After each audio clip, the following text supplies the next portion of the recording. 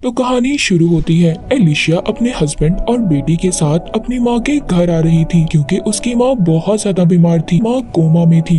मगर एलिशिया को देखकर ऐसा लग रहा था कि वो अपनी माँ से बहुत ज्यादा नाराज है और यहाँ पर भी नहीं आना चाहती थी। जब अपनी माँ को देखती है तो कहती है, इनको हॉस्पिटल में होना चाहिए था, तुमने इन्हें घर पर क्यों रखा है। उसकी बहन कहती है, हमारी माँ ने कुछ प्रॉपर्टी के पेपर्स बनवाए हैं और साथ ही अपने बारे में भी लिखा है कि उनका इलाज घर पर ही होगा।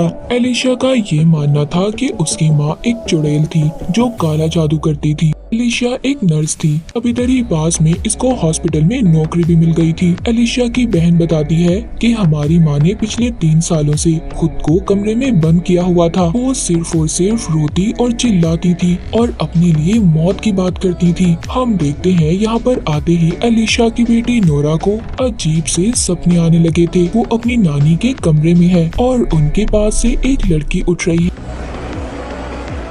तभी नोरा की आँख खुल जाती है। जब सुबह को नोरा उठती है तो उसको घर में एक डॉग नजर आता है। वो उसका पीछा करती हुई एक कमरे में आ गई थी जिधर एक सिलाई मशीन और उधर ही उसको एक लॉकेट मिलता है जिस पर स्पाइडर बना हुआ था। ये उसको अपने पास रख लेती है। तभी वहाँ पर नोरा के पीछे वही लड़की खड़ी थी जिसको इसने अपने सपने में देखा था, मगर वो उसको नहीं देख पाती। और जब ये मुड़ती है तो सिलाई मशीन खुद ब खुद चलने लगी थी।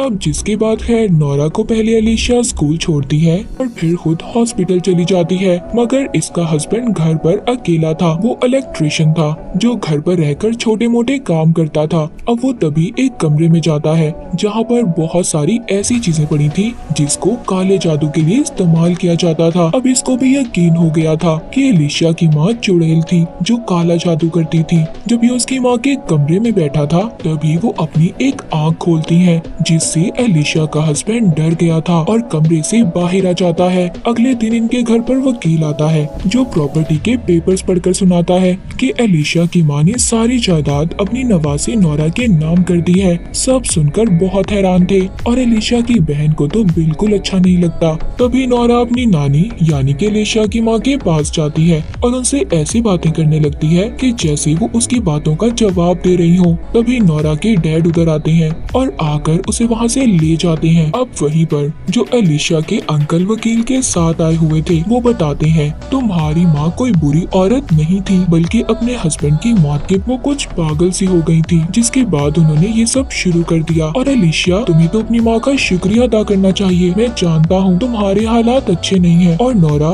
जो अब जायदाद की वारिस बन चुकी है तुम्हारी बहुत मदद होगी। आखिरकार वो तुम्हारी बेटी है। मगर एलिशिया की बहन को तो बहुत गुस्सा आ रहा था क्योंकि उसकी माँ ने उसके लिए कुछ नहीं छोड़ा था और गुस्से में यहाँ से चली जाती है। दूसरी तरफ नोरा अपने बाल काटकर उसी लॉकेट में रख लेती है। सुबह को ये जब स्कूल जाती है तो इसे वहाँ पर वही लड़की मिलती है जिसको इसने अपने सपने में देखा था। अब वो लड़की न जाने कहां से आई थी। ये उस लड़की से बातें करने लगती है क्योंकि स्कूल में इसका कोई दोस्त नहीं था। घर पर एलिशिया की बहन उससे कल के लिए माफी मांगती है। तभी उन दोनों को चीखने की आवाज आती है जो नोरा की थी। वो अपनी नानी यानी कि एलिशिया की माँ के कमरे में थी। अब एलिशिया जल्दी से कुल्हाड़ी लाती है और दरवाजे को खोलकर अंदर आती है जहाँ पर सब कुछ बिखरा हुआ था। नोरा पर उस कमरे में झूमर गिर जाता है जिस वजह से वो बेहोश हो गई थी। अब दोनों नोरा को दूसरे कमरे में लेकर जाती हैं। तो एलिशिया की बहन को नोरा के पास से वही लॉकेट मिलता है जो उनकी माँ का था। अब ये एलिशिया से कहती है,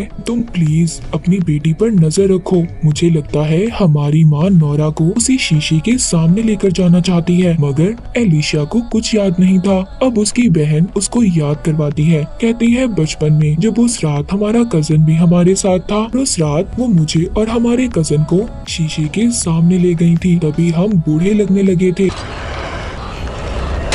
ये सब बातें सुनकर एलिशिया को गुस्सा आता है। अब वो अपनी माँ के कमरे में जाकर ऑक्सीजन बंद कर देती है। तभी उसकी बहन आकर उसे रोकती है और उसका हस्बैंड दोबारा से ऑक्सीजन मशीन को चला देता है, जिसके बाद अब ये सारे सामान को जला देते हैं जो काली जादू का था। और नोरा इनको खिड़की से देख रही थी। अब जब ये सारा सामान जलाकर घर के अंदर वापिस आते हैं तो घर की लाइट बंद थी। नोरा एलिशिया से पूछती है, आप लोग क्या जला रहे थे? वो कहती है, कुछ नहीं, बस थोड़ा सा फालतू सामान था। और वो अब अपनी बेटी को मना करती है, बेटा तुम अपनी नानी के कमरे में नहीं जाओगी। तभी हम देखते हैं कि जो सामान इन्होंने जलाया था उस पर वही बच्ची चल रही थी जो नोरा के सपने में आई थी और उसको स्कूल में भी मिली थी।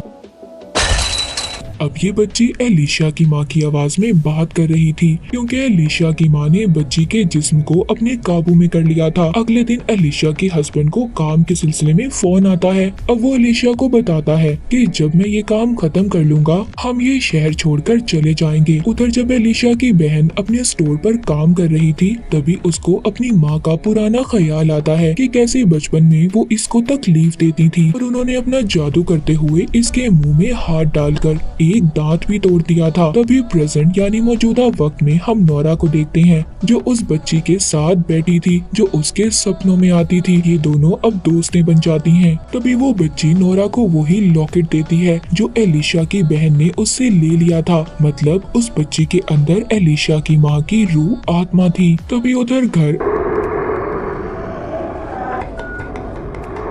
एलिशा के पास उसकी बहन आती है जो उसको बताती है कि हमारी माँ बचपन में हमें जिस लॉकेट के जरिए अपने काबू में करती थी मुझे लगता है अब वो ये सब नोरा के साथ करना चाहती हैं। और जब ये दोनों उस लॉकेट को ढूंढती हैं तो उन्हें कहीं नहीं मिलता। अगले दिन नोरा जब स्कूल में थी तो बच्ची उसके घर वालों को बुरा भला कहने लगती है। नोरा को इस बात पर गुस्सा आ गया था। वो उस बच्ची को बहुत मारती है और इसी उसमें उसको स्कूल से कुछ दिन के लिए निकाल दिया जाता है। अब यहाँ से नोरा पूरी तरह से बदलने लगी थी। एक दिन नोरा घर पर बोर हो रही थी। वो अपने डैड से बाहर जाने का पूछती है। वो उसे हाँ कर देते हैं जिसके बाद अब ये बाहर उसी बच्ची के साथ घूमने जाती है जिसके अंदर एलिशा की माँ की आत्मा थी। जब उधर एलिशा की बहन अपना स्टोर बंद कर वापस आती है तभी वो नोरा को देखती है और साथ ही उस बच्ची को जो उसकी माँ की आवाज में उससे बात कर रही थी। कहती है जिस लॉकेट को तुम ढूंढ रही हो वो बाहर बाग में है, चलो आओ ढूंढो। वो तो बचपन ही से अपनी माँ से बहुत डरती थी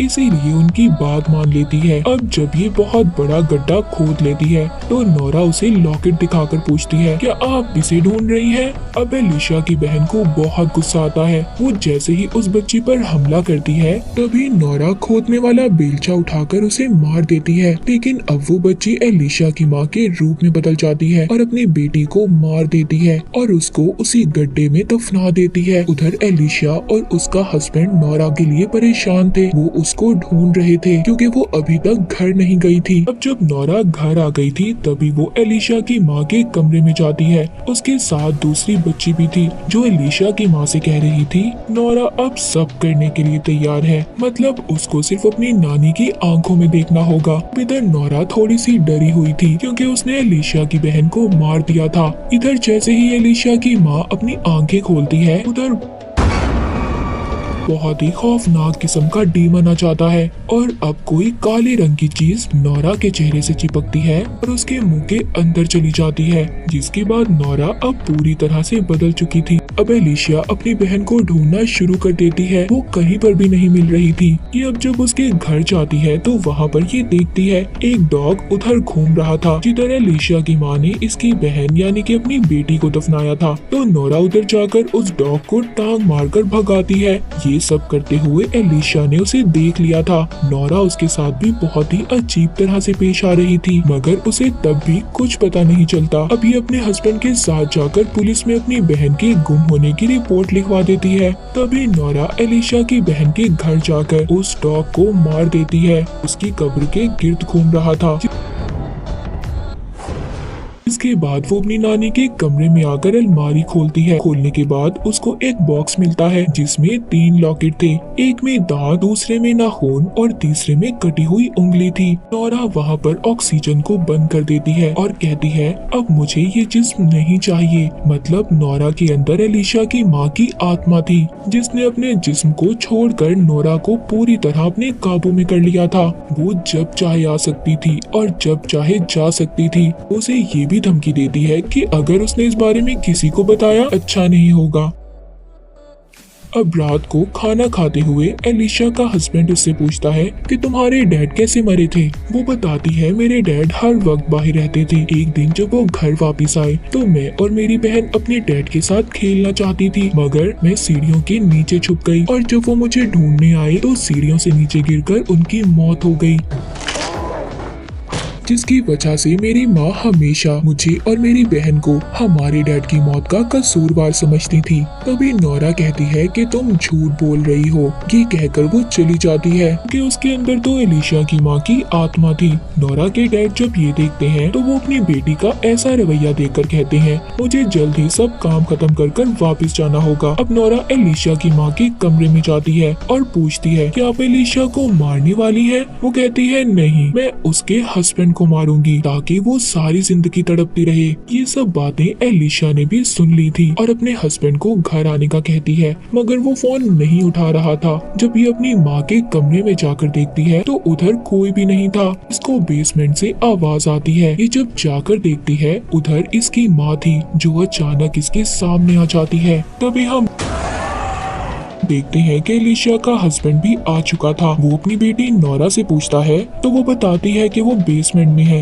यहाँ पर हमें पता चलता है कि एलिशा के डैड की मौत किस तरह हुई थी। वो दरअसल जब एलिशा को ढूंढ रहे थे तब उनके पाँव को एलिशा ने पकड़ लिया था और वो फिसल जाते हैं। रास्ते में हिरन का सर पड़ा था, उसका सींग जो उनकी गर्दन के आर पार हो गया था और उनकी मौत हो जाती है। इसी वजह से इसकी माँ इससे नफरत करती थी। वो समझती थी कि एलिशा की वजह से उनके हस्बैंड की मौत हुई है। अब दोबारा से कहानी प्रेजेंट में आती है जहाँ पर एलिशा अपनी बेटी को देखती है जिसको ऑक्सीजन लगी हुई थी। तभी उसकी माँ बेड के नीचे से आकर उसका गला पकड़ लेती है। फिर उसका हस्बैंड आकर उसे बचाता है। अब क्योंकि एलिशा की माँ बहुत ताकतवर थी इसीलिए वो उसके हस्बैंड का हाथ चीर देती है, मगर वो फिर भी उस पर चाकू से हमला कर रहा था। वो उसको मार कर नीचे गिरा देती है। उसी वक्त नोरा आकर पीछे से उस पर हमला कर देती है। क्योंकि ये पूरी तरह से एलिशा की माँ के काबू में थी, ये अपने डैड को काट लेती है। उसको समझ नहीं आ रही थी कि पीछे से किसने उसे पकड़कर उस पर हमला किया है। तभी वो नोरा को नीचे गिरा देता है। जब वो ये देखता है कि ये तो उसकी बेटी थी, वो परेशान हो गया था।